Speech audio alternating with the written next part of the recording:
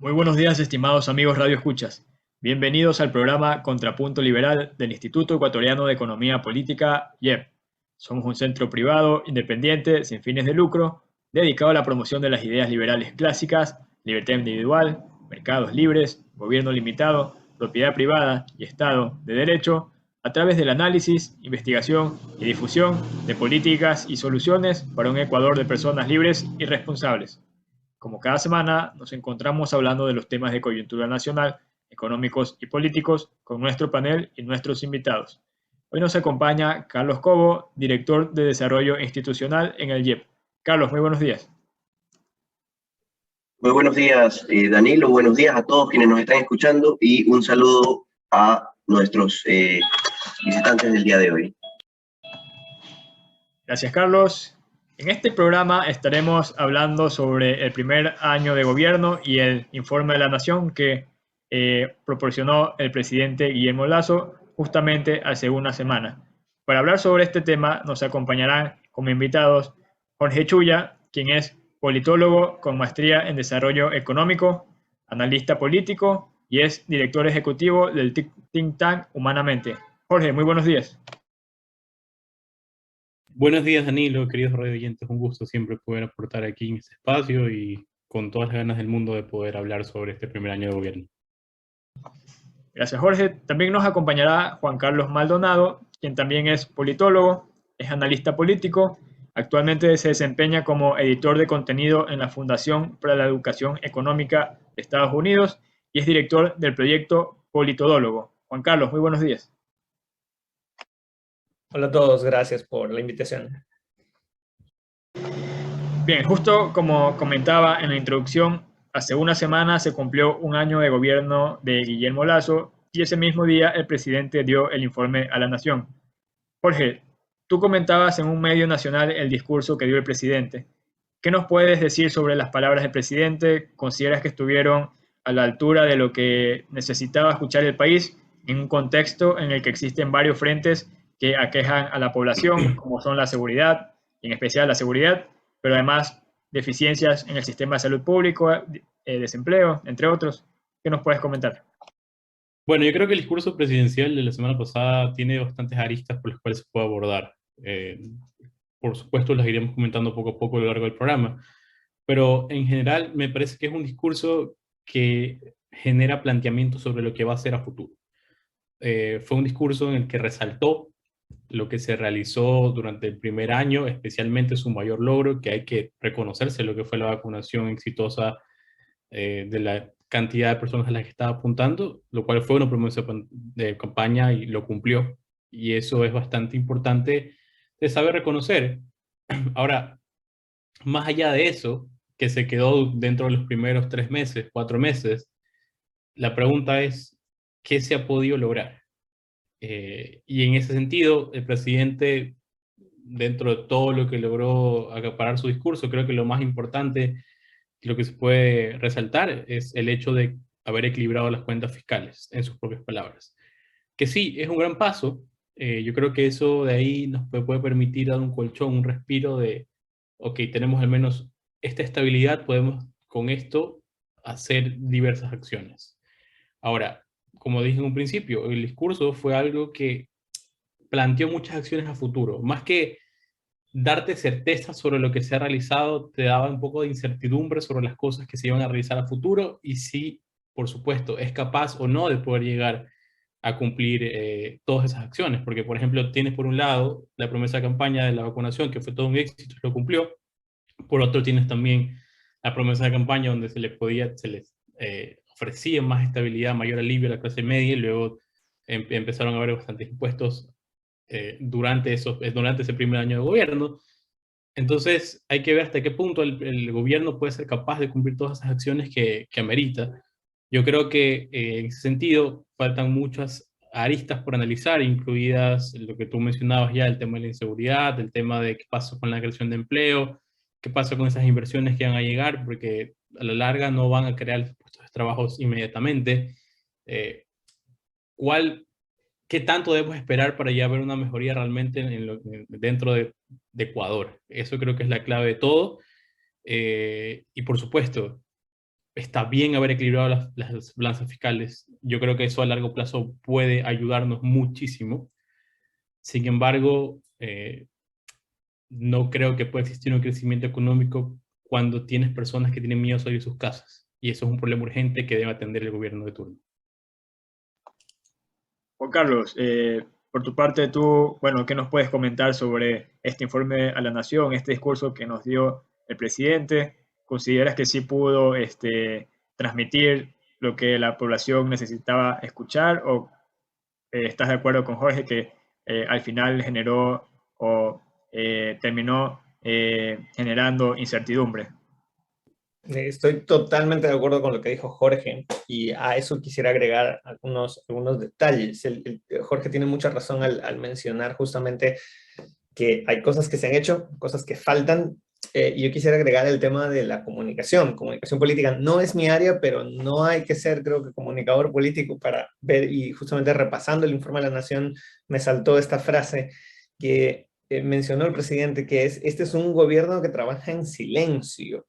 No se puede dar ese lujo en las condiciones en las que se encuentra Ecuador. No me refiero solamente a lo de ahorita, sino que también, nos guste o no, salimos de 10 años de un estado de propaganda en donde la gente, y mucha de esta gente todavía vota y todavía anhela el regreso del expresidente, en los que estaban acostumbradísimos a que cada mínima cosa que se hiciera se comunicara y se comunicara extensamente. Eso se convertía en un problema porque básicamente teníamos un informe de la Nación cada sábado, que aumentaba astronómicamente el gasto público que se prestaba para no solamente un discurso de informe a la Nación, sino también para atacar a adversarios, a la prensa, y hacer muchas otras cosas. Entonces, decir que este es un gobierno que trabaja en silencio no es la mejor alternativa en las condiciones en las que estamos. El presidente y su gobierno deberían comunicar más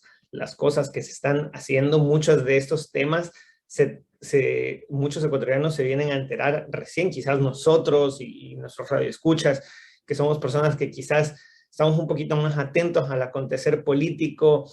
Ya hemos escuchado algunas de estas cosas en las noticias, en los discursos, pero la gran mayoría de los ecuatorianos se vino a enterar recién el 24 de mayo, y eso si es que vieron el informe de la Nación, de muchas cosas buenas que el gobierno ha hecho, pero recién ahorita, un año después, durante todo este paréntesis que va a pasar desde la semana pasada, que se cumplió un año, hasta el 24 de mayo del 2023, vamos a volver a tener un paréntesis donde la gente se va a seguir preguntando, bueno, ¿y qué ha hecho el gobierno? Y la respuesta que la gran mayoría de las personas dará es nada. Yo no me he enterado de que haya hecho nada, por aquí no han pasado. Y ese es un gran tema que el gobierno tiene que atacar al mejorar su comunicación, no convertirnos en un estado de propaganda a la vieja usanza, ni aprovechar tampoco, pues, incautar medios de comunicación y crear mecanismos corruptísimos de propaganda y de información mediática, pero sí comunicar. No pueden ser, y eso es un grave error, un gobierno que trabaje en silencio. Y otra cosa, que ya lo mencionó Jorge y ustedes también parece que están de acuerdo, es el tema de que la seguridad es algo puntual, tan importante, es un pilar sobre el cual se tienen que asentar todas las demás cosas, porque los ciudadanos, al no vivir tranquilos con la inseguridad, no tienen tiempo para pensar en otras cosas. Y ahí hay un gran dilema que el gobierno tiene que afrontar. Quizás el tema de la seguridad sea, pues, lo que el presidente dijo el año pasado: voy a dejar todas las demás cosas en pausa, y la seguridad, el tema carcelario, se va a convertir en mi primera prioridad. Esto es, gobernar de esta manera o en estas condiciones es como tratar de mantener los platos chinos de estos rodando sobre un palito, que cada vez que uno se termina de caer, se termina de girar, y ya tienen que estar en el otro, y en el otro, y en el otro. Tiene que saber delegar, y tenemos que, bueno, lastimosamente Ecuador está acostumbrado a un caudillismo en donde tenemos, si el presidente no está in situ en cada problema que existe, entonces pues eso no avanza. Tenemos que pasar esa vara para que podamos tener un presidente y un gobierno que realmente pueda delegar las funciones y concentrarse en aquello en donde tiene que estar. En este punto, el tema seguridad tiene que ser el primordial. El entregar personalmente los créditos de Ban Ecuador o el entregar personalmente las llaves de las casas de las obras que se están entregando o estar personalmente en el tema de medicinas impacta menos que verlo a él encargándose del tema seguridad. Y ese sería como que mi primer punto principal de este análisis. Listo. Chicos, primero buenos días. Gracias por estar aquí compartiendo este espacio con nosotros. Entiendo que la comunicación política es muy importante. Entiendo que lo que no se comunica, pues simplemente no existe. Y eso es lo que pasa para los ecuatorianos, considero yo. Al igual que ustedes, pues que todo lo que el gobierno haga bien, pero no sepa comunicarlo, pues simplemente no existirá. Y los ecuatorianos no se van a enterar. Eso creo que deberían tenerlo clarísimo y por eso hay que destacar lo bueno que pueda hacer este gobierno. Sin embargo, y también quería preguntarles, este gobierno se ha hecho llamar el gobierno del encuentro en todo este año desde que iniciaron su periodo. Sin embargo, algunos analistas, a manera de broma, le dicen, bueno, es que no encuentro al gobierno del encuentro. Hablan de una falta de consenso con otros sectores políticos, sobre todo, digamos, en la Asamblea, donde no tienen una mayoría, donde estos consensos no han permitido el paso de leyes de seguridad, que tan importante era, y de lo que mencionaba Juan Carlos, leyes de educación, que también tan importantes en este momento, y así como leyes económicas que podrían aportar al desarrollo del país, como fue la fallida ley de inversiones. Y en esto quería preguntarles el tema de los consensos. ¿Ustedes consideran que el presidente en este año ha hecho algo importante o ha hecho grandes avances en temas de consensos con otros sectores políticos? O si ustedes, tal vez en la poca comunicación que ha tenido el gobierno, han visto que haya consensos con otros sectores del país para poder salir adelante. ¿Cómo ven ustedes esta situación? ¿Creen que el gobierno también está fallando en esto? ¿Cómo mejorarlo? En todo caso, quisiera preguntarles qué opinan de este tema. Juan Carlos, empezamos contigo ahora. Gracias. Definitivamente, y de nuevo, ¿no? Lo que más ha comunicado, lo que más ha llegado ha sido pues la falta de consensos, ¿no? El haber roto con el Partido Social Cristiano desde el primer día respecto a la alianza electoral que tuvieron y no haber tampoco cerrado la brecha que se esperaba que se cierre. Habíamos pasado de 14 años bastante conflictivos, ¿no? 10 años de correísmo más los 4 años de Lenín Moreno, que el protagonismo, o sea, todo el día se seguía hablando del expresidente Correa. Entonces, pasar a tratar de cerrar esa brecha, luego a denunciar en este primer año de gobierno, se denunció pues lo de el triunvirato del mal, ese triple entente que conspiraba en contra del gobierno, tratando de tener un antagonista. No se vio un encuentro tan palpable a nivel político con otros sectores políticos, hablamos con partidos políticos más que de sectores. Fue un desencuentro totalmente, se esperaba otra cosa diferente y la comunicación del gobierno ha sido pues la de tratar de dar la imagen de bueno, vamos a hacer el gobierno que rompa con esto, no vamos a tener alianzas, pero vamos a seguir adelante por nuestra línea, tratando de hacer lo que nosotros bien podamos sin necesidad de la Asamblea Nacional. Esto también se dijo durante este primer año que el gobierno va a tratar de trabajar y en realidad se podría haber hecho mucho más en papel de aquello de lo que el gobierno es capaz, y un compañero nuestro también, Hans Soledispa lo ha mencionado más de una vez, el gobierno en realidad podría hacer muchas cosas más para atraer inversión unilateralmente, sin necesidad de pasar con la Asamblea. Hay muchos mecanismos que puede usar dentro del marco constitucional. No estamos hablando de que el presidente disuelva la Asamblea, se declare un dictador y aquí se haga lo que él dice, sino que la Constitución le ampara al Ejecutivo para poder utilizar muchos mecanismos, impuestos que puede disolver,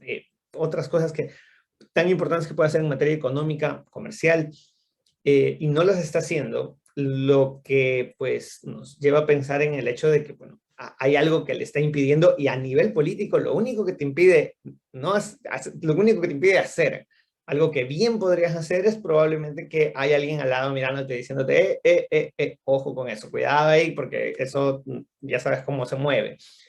Y entonces todavía nos queda debiendo un poco de transparencia, bueno, bastante en realidad transparencia respecto a esto. creo que el gobierno, de nuevo, falla en comunicar a la ciudadanía claramente dónde están puestas sus cartas, qué cartas tiene en la mano, con quién está jugando, con quién está planificando estas cosas. Ahí creo que todavía queda por ejercer una gran transparencia todavía en materia política. Listo, gracias. Jorge, ahora vamos contigo. La misma pregunta, el tema de los consensos. ¿Cómo ha visto este tema en el Ecuador de parte del gobierno en este primer año? Bueno, yo creo que lamentablemente no puedo llamar a esto un gobierno del encuentro. No encuentro otras cosas negativas en la sociedad, pero no existe un encuentro realmente ni con otros actores políticos ni con la ciudadanía. Para bien o para mal, no puedo juzgar las tácticas o estrategias políticas del gobierno turno. Han decidido cortar lazos políticos casi que desde el primer mes en el que asumieron el poder, y empezaron haciéndolo con el proceso cristiano y luego con otros tipos de organismos. Entonces, hoy en día, el gobierno del encuentro está más solo que nadie. Creo que incluso ni dentro del gobierno saben exactamente cómo abordar las situaciones, porque como ya lo mencionaba Juan Carlos, sí, existe una crisis de comunicación muy, muy, muy, muy grande, que me sorprende bastante, porque te puedo aceptar que, no sé, pues trabajes en silencio si eres una persona como yo y luego estás en otro tipo de interacciones sociales, pero no puedes trabajar en silencio si eres un gobierno. Eso no existe, no me cabe dentro de la lógica que puede existir. Hay una gran diferencia entre ser un estado de propaganda y saber comunicar bien las cosas, y creo que no necesitas ser una eminencia para poder distinguir cuáles son esas diferencias y lo importante que es saber comunicar. Y en este caso, a mí, la verdad, me deja mucho que desear, no solamente la comunicación externa, que ya de por sí es casi inexistente, porque a los ciudadanos no nos llegan esos mensajes. No podemos sentirnos encontrados con ese gobierno porque no tenemos esa comunicación necesaria. Pero también hablemos de la comunicación interna, porque muchas veces tienes voceros que dicen se contradicen entre unos y otros. El propio presidente, con el caso del avión presidencial que se iba a vender a Colombia, luego no se iba a vender. No existe comunicación interna, no sé quién lo está manejando ni de qué forma se está manejando esas líneas, pero hay todo un quiebre comunicacional que viene desde adentro, y eso provoca que ni siquiera puedan tener la fortaleza suficiente como para asumir realmente ese rol del encuentro, sea con otros organismos políticos o sea con los ciudadanos, porque es cierto, yo creo que hoy en día, si tienes una asamblea, que si algún momento hablamos de la asamblea también es un organismo que está dando muchísimo que desear. Yo creo que en la asamblea de los últimos 20 años van a competir por saber cuál fue la más desastrosa de todas, perdón, o la más paupérrima, pero es algo que tú dices, wow, realmente necesitamos reformas urgentes para el código de la democracia para ver cómo solucionamos este aspecto, porque parece que asamblea tiene que ser necesariamente, o va a seguir solamente si el presidente gana, si no, no te digo nada. O sea, las cosas no son así realmente. Y hoy que bueno, en estos días que están a punto de destituir a Guadalupe Llori como presidente de la asamblea, hay que ver qué pasa después de eso, ¿no? Vas a tener una asamblea mucho más desquebrajada, o bueno, quizás haya una mayor fuerza dentro de ahí. ¿Cómo puedes llegar tú como gobierno hacia la asamblea? Pero eso ya es un disparo ya muy lejos, porque ya sabes que la asamblea no está trabajando contigo, ya sabes que no quieren avanzar tus proyectos, ya sabes cómo se está dando y llevando a cabo el trabajo dentro de la asamblea, que es bastante paupérrimo por parte, creo que, de todos o de la gran mayoría de los bloques que existen ahí. Yo creo que hoy ese encuentro tiene que darse con los ciudadanos, para poder dar paso a todas las reformas que tú quieres. Tienes que llegar a esos ciudadanos, la sociedad civil. ¿Y cómo lo haces? Pues lo tienes que hacer a través de una buena comunicación. Y volvemos al punto de inicio. O sea, si no tienes una buena comunicación, no existen varias cosas. Y simplemente no puedes ni siquiera dar ese encuentro. Tú necesitas el apoyo de la gente para poder dar paso a las reformas, para poder dar paso no solo a reformas económicas, sino también, ok, quieres hacer medidas contra la inseguridad que vayan mucho más allá o que sean mucho más concretas que simplemente dar mayor presupuesto tanto a las fuerzas policiales como a las fuerzas armadas. Ok, entonces tienes que saberlo, comunicar a las personas y que ellos sean tu apoyo. Tienes una guerra ahorita dentro de tu estado, donde es muy inseguro salir a todos lados. Necesitas el apoyo y necesitas resolver ese problema urgente. Si no resuelves el problema de la inseguridad, tu credibilidad va a seguir cayendo y cayendo y cayendo y cayendo, y no vas a ser capaz de hacer absolutamente ni una sola reforma. Porque ni la asamblea, que ya no te da tu apoyo, peor va a querer el apoyo a un gobierno que no tiene credibilidad. Y luego, si tú tienes credibilidad ni siquiera ante tus ciudadanos, ¿cómo esperas que tus reformas o todo lo que quieras pasar, incluso por mandato presidencial, vayan a ser apoyadas? Necesitas lograr combatir con la inseguridad que vivimos, y para eso necesitas también poder saber comunicar las cosas. Necesitan un cambio. Yo no estoy hablando de un cambio de personas, porque muchas veces eso no es lo que hace falta, sino un cambio de estrategia, de mentalidad. A mí incluso me gustaba bastante cómo comunicaban las cosas cuando se realizaban las campañas presidenciales de Guillermo, pero es muy distinto realizar campañas campañas de comunicación dentro de un periodo electoral, a realizarlas para una empresa o para realizarlas dentro de un gobierno. Es diferente.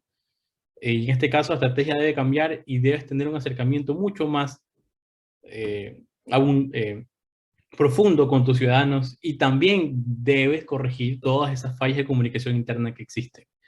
Tienes que saber poder hablar con tus allegados, con tus ministros, que todos tengan el mismo mensaje y que ninguno se mande cosas un poco, por llamarlas, inhumanas, como fue en el caso de un vocero presidencial que manifestó que era una exageración que 60.000 niños no estén ahora, no hayan podido iniciar clases. No es una exageración, y aquí tampoco existe una guerra contra los medios, porque muchas veces he escuchado a funcionarios decir, bueno, los medios están exagerando un poco la situación y las cosas. Perdón, pero no necesitas ser un genio de la comunicación realmente para saber que todo lo que se está comunicando es lo que realmente está existiendo y lo que existe cada vez que sales a las calles, y lo que se puede palpar como realidad. Entonces tienen que llegar a un mensaje mucho más humano, mucho más profundo, y hoy que no existe ese encuentro, tienen que llegar a hacer ese encuentro con los ciudadanos al menos. Y para eso necesitan saber comunicar mejor las cosas. Bien, ustedes han resaltado este tema, el mal manejo comunicacional, y que de hecho fue un tema que también reconoció el presidente en su informe a la Nación, y eso me da culpa en este sentido. Ahora, hay otro tema muy relacionado que yo considero que ha sido deficiente y sobre el cual se ha perdido una gran oportunidad, y es la oportunidad de educar a la población. Justamente hace un año tuvimos un programa en el que tuvimos como invitado a Gabriel Zanotti, filósofo argentino, y él nos decía que la diferencia entre un político y un estadista es que el primero busca ganar una elección, mientras el segundo busca educar o reeducar a la población. Y creo que en algunos ámbitos se ha perdido esa oportunidad, ya que, como también ustedes mencionaban, vivimos más de una década en la cual desde el gobierno, más allá de comunicar constantemente lo que ellos hacían, también se comunicaban ciertas ideas o se instalaba una ideología en la población, y que, bueno, muchas de esas ideas siguen presentes entre la población, y desde el gobierno creo que se ha perdido la oportunidad de difundir las ideas opuestas. Incluso se ha mantenido una línea de varias de esas ideas, y pongo dos ejemplos.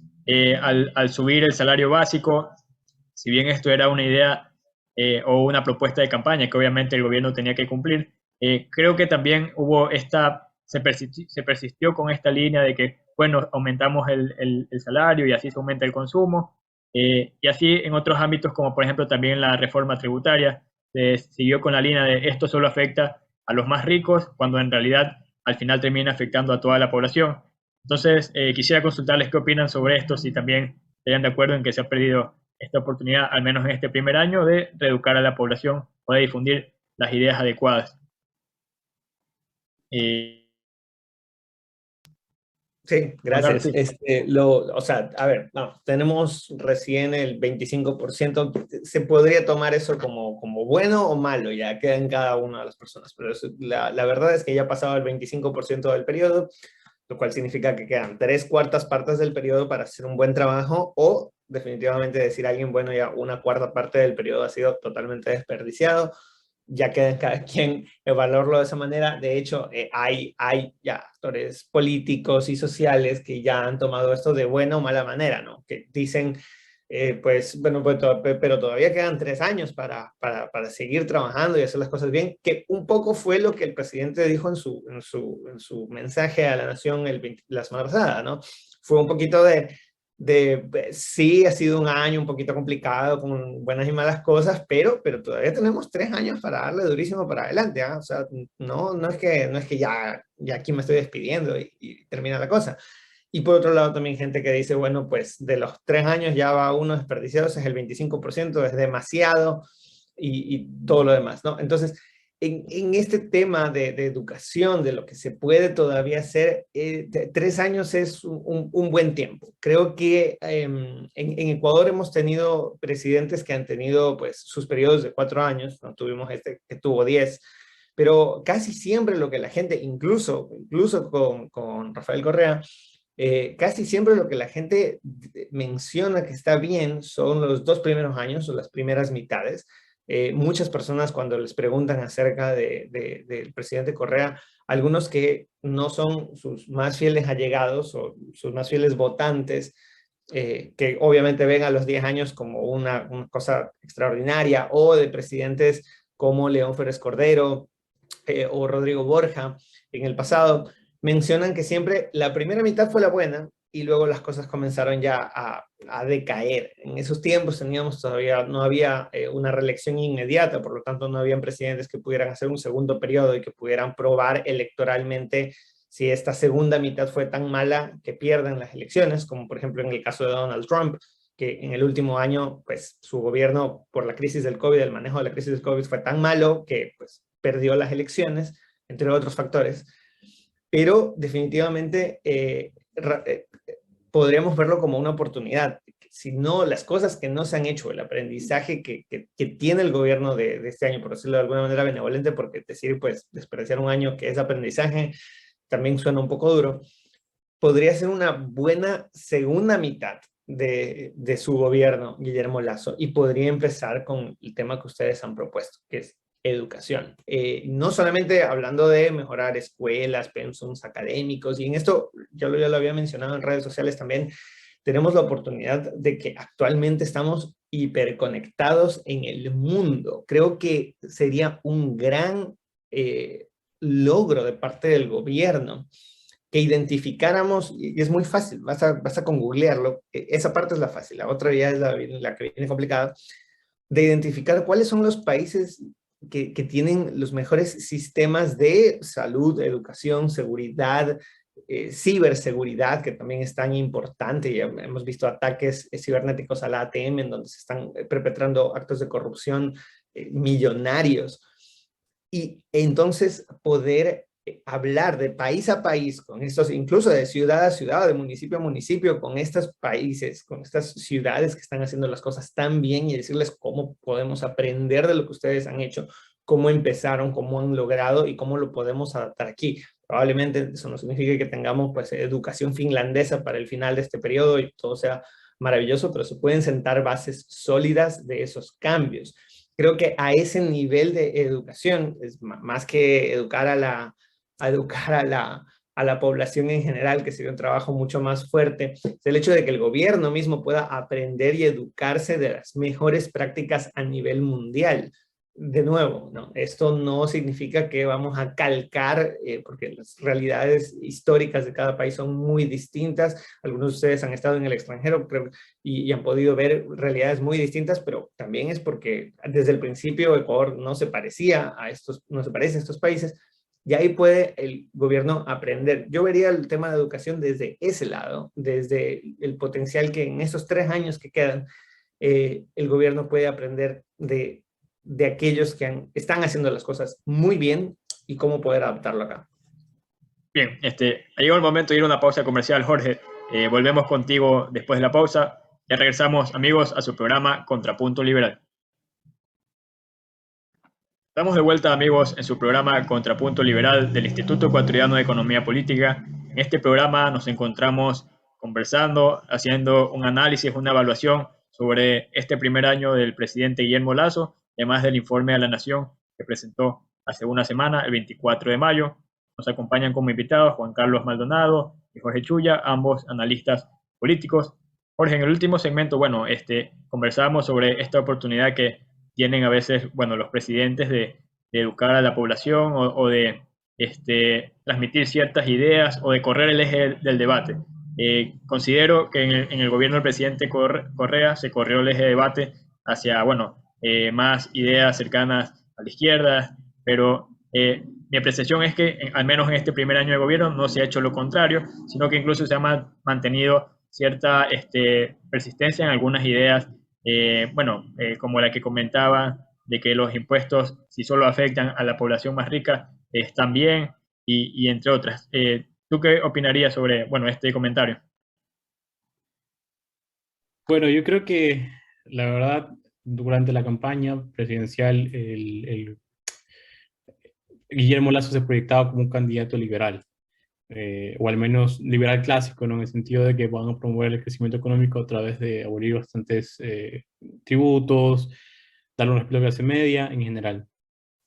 Yo creo que en la práctica, no puedo llamar a este gobierno liberal, yo creo que incluso le haría un mal al propio liberalismo si lo llamo liberal. Yo creo que han llegado a entender que hay ciertas cosas que se producen desde el pragmatismo, y a la larga, y esto es lo que un poco me sorprende, empezaron a hacer medidas que quizás no estaban previstas durante su plan de gobierno, porque encontraron un país o un estado que estaba mucho más quebrado de lo que imaginaban, lo cual me sorprende, porque teniendo un think tank y teniendo un equipo de trabajo que está trabajando en tu plan de gobierno, valga la redundancia, durante más de una década, entonces tienes que tener una idea más cercana de lo que realmente te encuentras y ya entrar de una, por así decirlo, a empezar a hacer este tipo de reformas que tú quieres, ¿no? Yo creo que en ese sentido, durante este primer año hemos visto, creo que un gobierno mucho más pragmático, alejado tanto de dogmatismos ideológicos, como también alejado de ese propio encuentro que hablaba en mi anterior intervención. Creo que ha sido un año en el que mayor logro, al menos quizás dentro de su cabeza, más allá del plan de vacunación, ha sido equilibrar las cuentas fiscales. Y a raíz de ese equilibrio, creo que piensan que las cosas no pueden ir a peor. Y creo que es un punto de partida válido. O sea, si tienes hoy un equilibrio en tus cuentas mucho más positivo que lo que tenías antes, entonces a partir de ahora puedes poner en práctica otro tipo de proyectos o de actividades, como por ejemplo aumentar la inversión, no solamente en temas de seguridad, sino aumentarla quizás también en temas de educación, que tienes muchos establecimientos que no pudieron empezar clases, o en tema de salud, un tema que no se tocó durante el discurso de la Nación, al menos que yo me lo vi 2 veces y no lo escuché, fue el tema de la seguridad social. ¿Qué pasó con eso? Creo que sí, una buena propuesta que le están a punto de realizar es, por así decirlo, el tema de las medicinas que van a ser derivadas hacia farmacias privadas. Me parece un muy buen movimiento para poder combatir el desabastecimiento de esos insumos médicos que vimos hoy en día en diversos hospitales dentro de la salud pública. Ahora hay que verlo si en la práctica el gobierno puede ser capaz de pagar a tiempo y ser que no ser un deudor, que es lo que está acostumbrado a hacer el Estado ecuatoriano con muchísimas entes privadas cuando se tratan de este tipo de alianzas público-privadas, al menos en el ámbito de la salud. Entonces yo creo que, ya también metiendo un poco lo que decía Juan Carlos con respecto a que este es el 25% de todo ese mandato, ha sido un primer año que han parecido 5, han pasado tantas cosas, y yo creo que más cosas negativas que positivas en general. Lamentablemente es así, y es una realidad, y el gobierno se ha dedicado a equilibrar las cuentas fiscales, y yo como una persona que trata de ver no solamente los resultados a corto plazo, perdón, sino también a largo, puedo comprenderlo. Pero entonces, a partir de este momento, las cosas tienen que ponerse un poco más en serio. Tienen que empezar a dar golpes sobre la mesa en diferentes aristas, en diferentes ámbitos, para poder llevar a cabo lo que queda. Yo comparto esa visión de que no creo que el país vaya a ir peor, porque estamos muy mal actualmente en muchísimos aspectos. Y la única forma en la que puede ir esto peor es que el gobierno sea incapaz de poder cumplir todas las promesas que quiere, porque ya en el siguiente año no va a existir esa excusa de hoy también seguimos equilibrando las cuentas fiscales. No, ya no. No puedes vivir otro año más tras eso, que sí, era importante, pero ya no. O sea, hay cosas más urgentes y más importantes que necesitan tu país, que necesitas hacerlo, cueste lo que cueste, y tienes un equipo de trabajo que se ha especializado en eso durante más de una década para que eso suceda. Y tiene que darse. Si no se llega a dar, entonces sí, el país puede ir a peor, y yo creo que también existe la posibilidad de que Guillermo no pueda acabar ni siquiera su mandato. Yo creo que no existe el apoyo para el gobierno actualmente, pero tampoco existe el apoyo para revocar el mandato del gobierno actualmente. No existe apoyo para ambas cosas, porque creo que la ciudadanía está en una especie de limbo en donde no quieren creerle a ningún político. Pero lo que va a ocurrir si el gobierno no es capaz de poder hacer ese encuentro con la gente, si no es capaz de poder comunicar sus ideas mejor, es que cada vez la ciudadanía, aparte de seguir cayendo la credibilidad del gobierno, esta ciudadanía va a empezar a acercarse más a otros actores políticos, independientemente de quiénes sean o de qué partido político pertenezcan, se van a acercar a otros actores políticos, y esto puede perjudicar al gobierno de diversas formas. Entonces, yo creo que ya es tiempo de eh, empezar a dar golpes sobre la mesa y dar reformas profundas en diferentes ámbitos. Ya no existe la excusa de seguimos equilibrando las cuentas fiscales, que lo pueden seguir haciendo, y es verdad, necesitamos todavía seguirlo haciendo, pero más urgente necesitamos atender otro tipo de temas que son necesarios y son muy importantes. De lo contrario, creo que estamos viendo lo que puede o lo que podría hacer el gobierno que le dé la mano a que vuelva el populismo eh, del socialismo del siglo XXI en Ecuador, que no lo va a decir, venga usted señor, lo van a agarrar de la mano y venga, aquí le dejamos el puesto. No, pero esa inacción, ese desencuentro y esa falta de comunicación puede provocar que exista un contexto tanto político, económico como social para que surjan nuevamente líderes populistas en el Ecuador. Porque de hecho estoy muy de acuerdo contigo. Esto da pie a que el día de mañana sea un candidato de izquierda o de derecha, podría ser un populista. Vemos que en otros países ya ha sucedido, y sobre todo con candidatos de derecha que terminan siendo también populistas, ¿no? Entonces creo que eso es algo que también se debería evitar, y que este gobierno es lo que podría provocar de mantenerse o de mantener la línea que ha mantenido. Sin embargo, en su informe a la Nación, el presidente sí menciona unas cosas que yo quiero destacar. Él habló del déficit que se ha reducido, un gobierno que al día de hoy está gastando menos de lo que le ingresa, a pesar de que todavía continúa muy endeudado. Habló de un crecimiento económico que superó las expectativas de diferentes organismos internacionales, a pesar de que tal vez, no, si viéndolo en perspectiva, tal vez no un crecimiento económico real, sino únicamente una recuperación, fue mayor de lo que se esperaba. También habló del aumento del salario mínimo en $25, habló de la reducción del desempleo que ha habido también en este primer año de gobierno, y también de una inflación que se ha mantenido baja, y sobre todo de una de las más bajas de la región. Quedan temas importantes, ya hablamos del tema de la seguridad, hemos hablado del tema de la comunicación, y también quiero destacar y mencionar el tema de la economía, que sigue en pie. Los ecuatorianos no están viendo un cambio, siguen desempleados, el salario no alcanza, los precios siguen altos, los impuestos no se bajaron, sino que incluso algunos aumentaron, a pesar de que habían dicho que no lo harían. Y yo quiero entonces, y con todo esto que he mencionado, preguntarles a ustedes, en su experiencia como politólogos, ¿qué en estos 3 años de gobierno es entonces lo que debería hacer el presidente? ¿Cómo primero mejorar su credibilidad? ¿Y cómo podría también, pues, de alguna manera mantenerse en el poder estos próximos 3 años? Tú mencionaste, Jorge, de que ya hay grupos políticos buscando que el presidente, pues, se vaya a su casa, hacer una revocatoria de mandato. ¿Cómo se mantiene el presidente 3 años más si sigue haciendo exactamente lo mismo? Es decir, pasos que, si bien pueden funcionar, pues parecen muy tibios. Y tú dijiste también, ya debe poner las cartas sobre la mesa y empezar a hacer esos cambios profundos. ¿Cómo hacerlos? Jorge, quiero empezar contigo. Muchas gracias, Carlos. Y nuevamente, ya un poco para terminar esta idea. Mira, yo creo que para hacer las cosas más simples, lo voy a ejemplificar como si fuera el campeonato ecuatoriano de fútbol. Yo creo que hoy en día el gobierno lo que hizo fue un gran logro al momento de equilibrar estas cuentas fiscales, lo que tú mencionabas, reducir el déficit y todo lo demás. Pero lo que necesita el país es trabajo, lo que necesita el país es seguridad, lo que necesita el país son servicios públicos optimizados, que funcionen, que sirvan.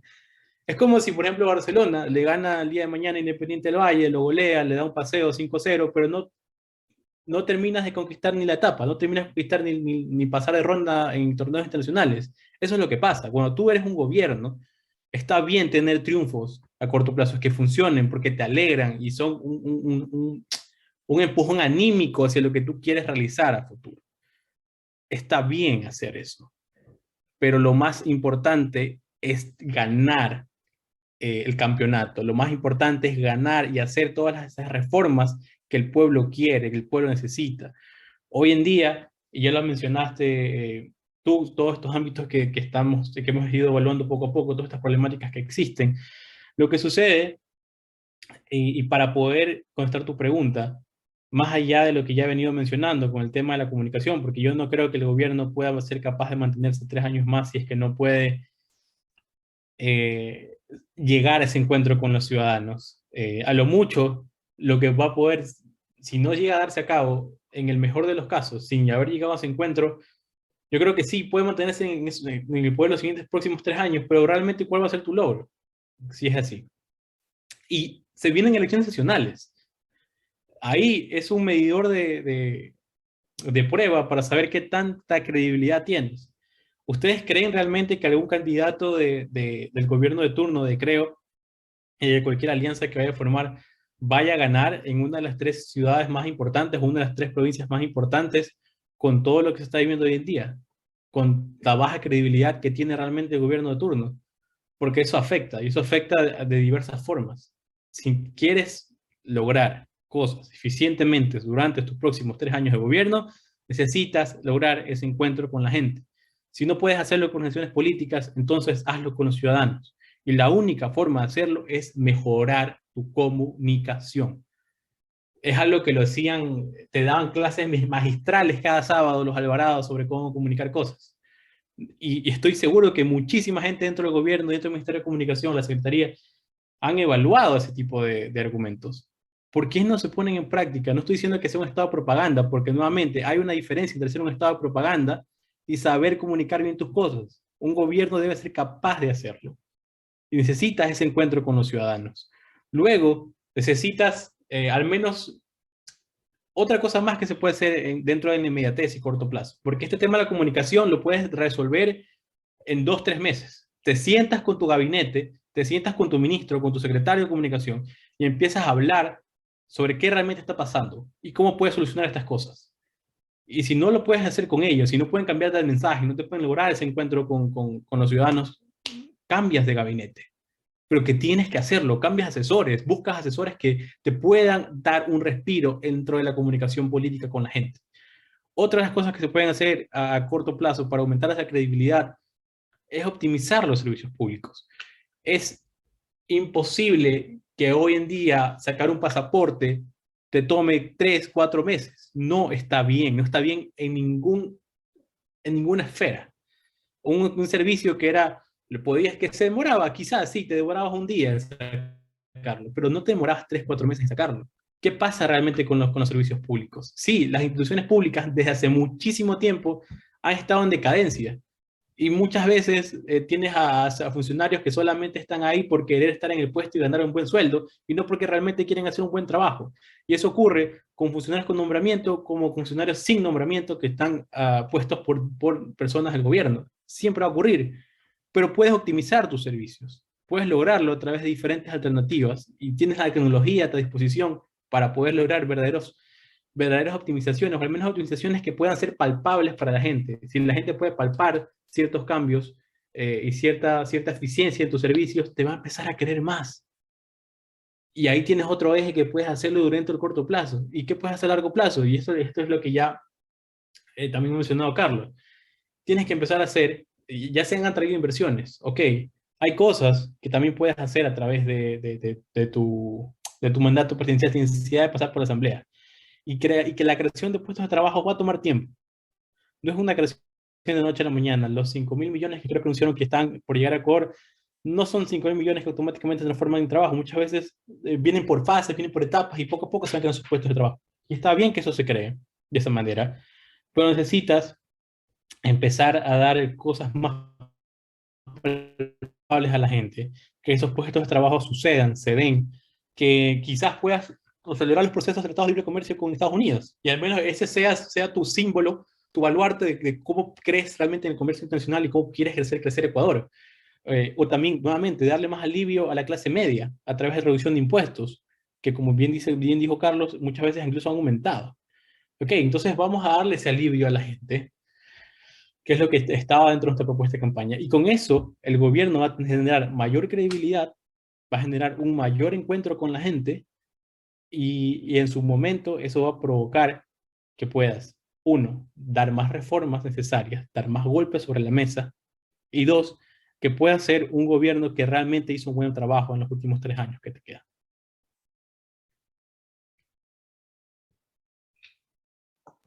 Claro que sí. Juan Carlos, tu opinión, ¿cómo debe o qué debería hacer el gobierno y cómo mejorar para mejorar su credibilidad y mantenerse en el gobierno? Te escuchamos. Claro, yo creo que hay dos temas que son importantísimos y que si la vacunación fue el lema, y el presidente lo dijo de esta manera muy puntual, me parece que fue adecuado y enérgico. Puede que nos guste o no nos guste, eso ya es una cosa diferente, pero creo que fue adecuado y enérgico al decirlo. Cuando dijeron, mucha gente se pregunta, ¿qué ha hecho Lazo en estos 4 años? Y yo les respondo, y él dijo, salvamos 8 millones de vidas. Y bueno, dije, wow, o sea, la vacunación. Y me pareció una forma, hablando de comunicación, eso es un mensaje potente, ¿no? ¿Qué han hecho? No, casi nada, no salvamos 8 millones de vidas en un país de 17 millones de personas, vacunamos 9 millones de personas en los 100 primeros días de gobierno. Es excelente. Ya debería pasar la página y tener otro logro, porque volviendo al tema de de las analogías futbolísticas que hacía Jorge, y lo digo yo que soy liguista, por si acaso no me estoy burlando de nadie, o sea, suena como mi equipo que todavía sigue diciendo, no, pero es que en 2008 ganamos la Libertadores y bueno, y ya, ¿no? Y ya estamos en 2022, ya, ¿qué más ha pasado en todo este tiempo? Eso comienza a gastarse y deja de ser la misma hazaña que un día fue. Este año, y yo lo digo, no hablo de los próximos 3 años, hablo de eso, o sea, desde la semana pasada en adelante, o sea, el próximo informe de la Nación debe tener como eje, y bueno, ¿y qué hicimos en este segundo año? Seguridad y empleo. Si el gobierno puede tener un logro extraordinario, y en el punto tan bajo en el que estamos con seguridad y empleo, un logro extraordinario, pues no es alcanzar todo, no tener una tasa de desempleo cero ni nada. Mejorar las cosas, haciéndolas un poco mejor de los que están ahora, sería un logro extraordinario para el gobierno poder comunicar una meta alcanzada en materia de seguridad y empleo. Son las dos cosas con las que la ciudadanía podría estar con una gratitud extraordinaria por el gobierno. Saber que la gente puede salir a trabajar, a encontrar oportunidades, sería un gran logro, y también saber que están seguros, que se ha reducido la delincuencia.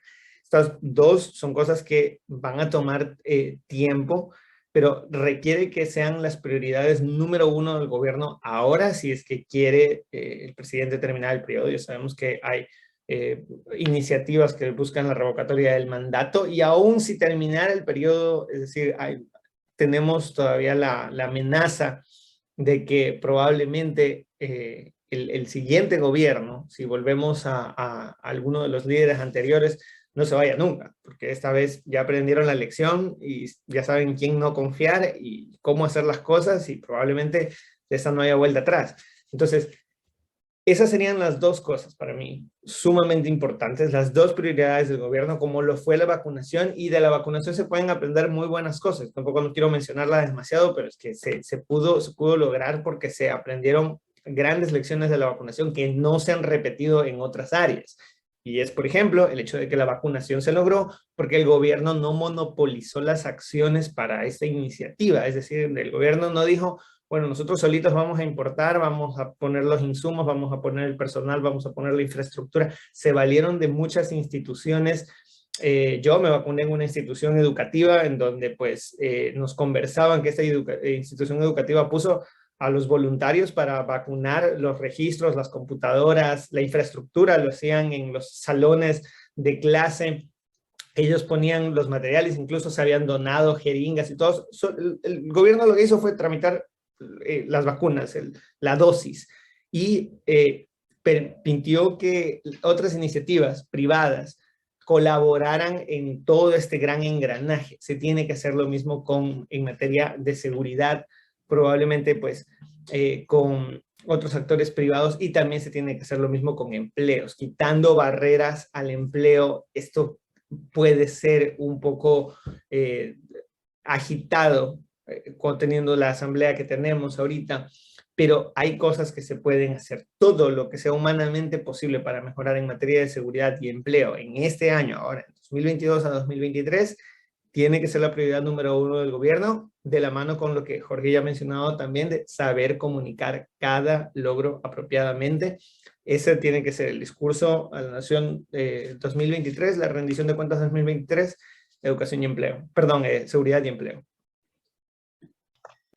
Bien, importante esto que mencionas, Juan Carlos, que es justamente aplicar los principios que se usaron en el proceso de vacunación a otros ámbitos, la descentralización y además el involucramiento de otros actores como el sector privado, tal como sucedió en el proceso de vacunación, pudieran generar mejoras en temas como salud.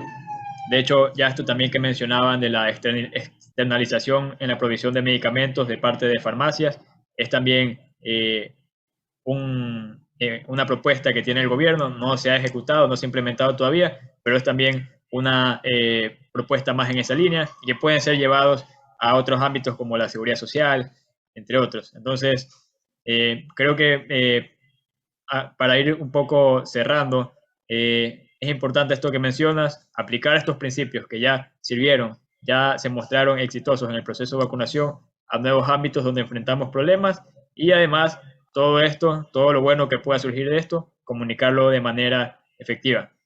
Bueno, quiero agradecerles a ambos, Juan Carlos y Jorge, por habernos acompañado en este programa en el que hemos hecho una importante evaluación de este primer año del gobierno. Esperemos que, bueno, se apliquen algunos de estos temas, porque de esto dependerá el futuro del país, y además del éxito o no del actual presidente también dependerá quién se posicione como nuevo presidente en un par de años. Entonces, nuevamente, gracias Juan Carlos, Jorge, gracias también a Carlos por participar del programa, a Radio Morena por el espacio y a todas las personas que nos han acompañado. Nos vemos el próximo martes en su programa Contrapunto Liberal.